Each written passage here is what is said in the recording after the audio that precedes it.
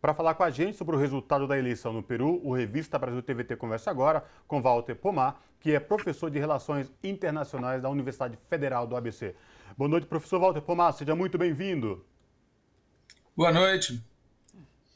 Maravilha. Professor, esse pleito nas eleições presidenciais no Peru aí deixou todo mundo na expectativa, voto a voto, até o último finalzinho lá foi para que de fato tivesse aí o Pedro Castilho saído vencedor nessas eleições. Porém, uma margem tanto quanto apertada. Eu queria que o senhor fizesse uma avaliação dessa eleição no Peru e o que esperar daqui para frente nessa pós-eleição.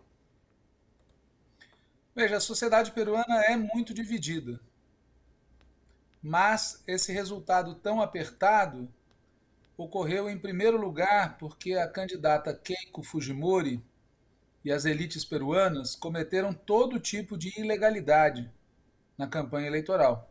Os meios de comunicação, os empresários, as mentiras que se falaram.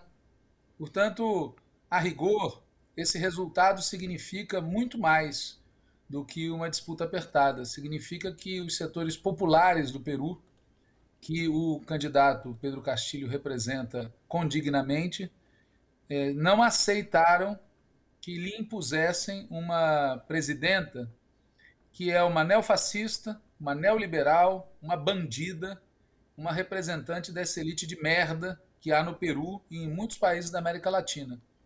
É impressionante o cinismo dos meios de comunicação que sofrem de amnésia, né?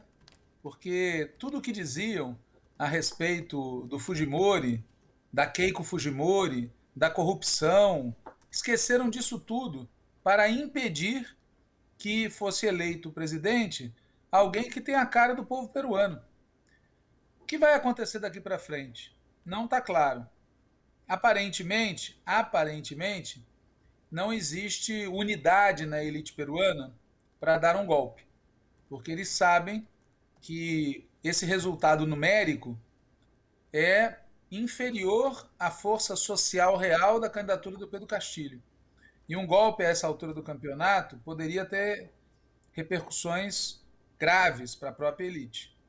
Portanto, eu acho que eles vão para o plano B, que é tentar dobrar, cooptar, sabotar e, no limite, golpear o governo. Coisa que eles fizeram outras vezes na história do Peru. Não é a primeira vez que a esquerda peruana chega à presidência da República. Nós tivemos o general Velasco Alvarado, nos anos 70, tivemos recentemente o Ollanta Humala, e no primeiro caso houve golpe, no segundo caso, cooptação, e o desafio agora do Pedro Castilho é cumprir o seu programa, melhorar a vida do povo peruano. Na minha opinião, é possível fazer isso. Existe uma força social imensa no Peru que quer mudança. Aquele país, vários que estão nos acompanhando aqui, certamente já viram pela televisão, ou talvez até já tenham oportunidade de ter visitado. É um país muito rico, um país muito bonito, é um país que tem tudo para oferecer uma condição de vida digna para o povo. A única coisa que realmente atrapalha aquele país é a elite que se acha branca e vinda de barco da Europa, como infelizmente foi dito recentemente. Exato. Professor, ainda sobre isso, queria discorrer um pouquinho mais sobre essa questão entre elite e classe operária ou povos, enfim. Logo após as eleições ficarem definidas, saíram algumas reportagens locais que mostravam um diagrama dos locais onde o Pedro Castilho teve mais votos. E evidencia exatamente isso que a gente está falando, que são dessas classes mais populares. Ou seja, minha pergunta vai no sentido de, podemos sim falar em uma divisão classista a esse respeito? A leitura da eleição do Peru, desse resultado, pode ser definida assim apenas ou há outras transversalidades? Rapaz, o Pedro Castilho parece um retrato saído dos 7 ensaios de interpretação sobre a realidade peruana do Mariátegui, porque ele é um trabalhador assalariado, um professor, ele é um camponês e ele é um indígena. Ele é uma síntese do que é grande parte do povo peruano. E é exatamente isso que você falou. não é só Lima, onde a Keiko Fujimori foi muito bem votada. É Miami. 92% dos peruanos residentes em Miami votaram na Keiko Fujimori. Então existe uma claríssima divisão de classe. Essa divisão de classe tem um rebatimento regional evidente também. Quer dizer, o Peru, desde há muito tempo, sempre foi dividido regionalmente. E, no caso, Lima era uma forte concentração da elite peruana, e essa elite tem medo do povo peruano, tem muito medo do povo peruano, há muito tempo. Então, há essa divisão. Há outros elementos, certamente, mas o que mais pesou, na minha opinião, nesse momento, é essa clara identidade de classe que foi construída na unha. Ninguém dava nada pelo Pedro Castilho no primeiro turno. Ele surpreendeu a tudo e a todos, indo ao segundo turno e superando, inclusive, candidaturas como a da Verônica Mendonça, que todos diziam que tinha enorme chance, e tinha, mas escolheu, na reta final da campanha, moderar o seu discurso, se aproximar do centro, se preocupar com os partidos mais light para vencer resistências. Resultado, ela foi retirada da disputa. E o Pedro Castilho, que manteve um discurso radical, radical no sentido mais bonito da palavra, que é comprometido com a solução dos problemas de raiz, um discurso comprometido com os problemas do povo, ele vai ao segundo turno e ganha a eleição.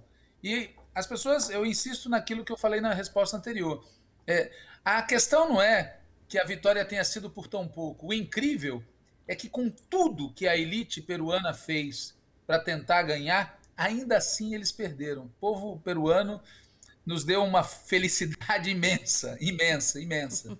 Há também outras questões familiares, e aí eu queria recuperar um pouco da tua fala sobre a memória curta das ditaduras que tivemos no Brasil, por exemplo.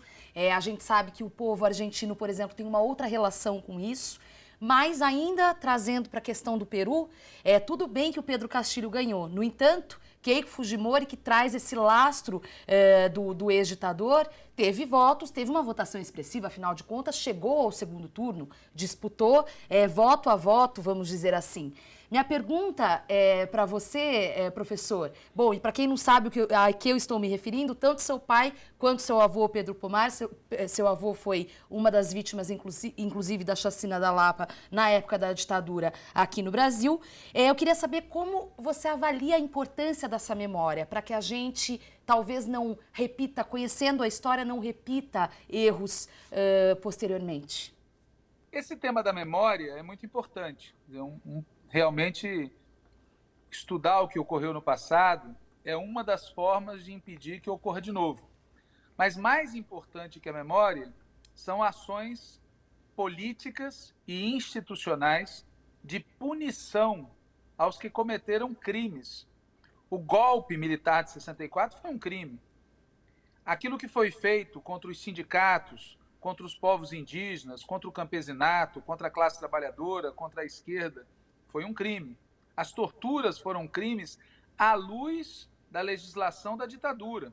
Desaparição de cadáveres, crime. Esses caras cometeram inúmeros crimes. Centenas, milhares de pessoas tiveram as suas vidas prejudicadas pelos golpistas de 64 e pelos governos militares que se seguiram. E nenhum dos criminosos de alta ou de baixa patente foi julgado, condenado e punido. Nenhum. E veja que os crimes foram cometidos não nos porões, como às vezes as pessoas falam, foram cometidos por decisão da cúpula do Estado. O general Geisel confessou isso numa entrevista famosa ao CPDOC da Fundação Getúlio Vargas, e os arquivos desclassificados dos Estados Unidos também confirmaram que o general Batista Figueiredo, por exemplo, era a pessoa que devia ser escutada antes das pessoas serem desaparecidas, assassinadas e terem seus corpos desaparecidos. São criminosos. Só que, como não houve punição, qual é o efeito disso? Não houve punição, o Bolsonaro está aí. Não houve punição, as polícias continuam matando impunemente, continuam desaparecendo cadáveres, torturando como método policial. E a história vai se repetindo. Por quê? Porque não houve um basta. Então, a memória é importante, mas, na minha opinião, mais importante que a memória é uma ação concreta que puna os criminosos. E veja que isso é decisivo. No caso do Peru, que a gente está conversando sobre a eleição do Pedro Castilho, a derrota da Keiko Fujimori, uma figura como Mário Vargas Llosa tem memória do que aconteceu, mas chegou na eleição, preferiu apoiar Keiko Fujimori. Por quê? Porque tem ódio, pânico do povo. Então não é só um problema de memória, é também um problema de a quem interessam as ditaduras, a quem interessa a tortura, quem se beneficia com isso. Por exemplo, a Rede Globo de televisão se tornou o império que se tornou na época da ditadura. As empreiteiras, muitos empresários ganharam dinheiro com mais facilidade graças à repressão e o medo que a ditadura impunha à classe trabalhadora. Então é um tema do presente, não é um tema só de memória do passado, é um tema do presente e não é só aqui. De novo, aquela história dos barcos, né? Lá na França e nos Estados Unidos, militares de reserva assinando manifestos ameaçando as liberdades democráticas e defendendo políticas absolutamente inaceitáveis. Portanto, o tema da questão militar, da questão policial, da segurança pública, da repressão contra a sociedade está mais vivo do que nunca. É um tema de memória, no sentido histórico, mas é um tema do presente. Exato. Bom, é isso. E com isso, infelizmente, nosso tempo se esgotou. Queria ficar conversando mais aqui, mas quero agradecer demais Walter Pomar, professor de Relações Internacionais da UFABC. Professor, muito obrigada pela participação aqui no Revista Brasil TVT e até uma próxima.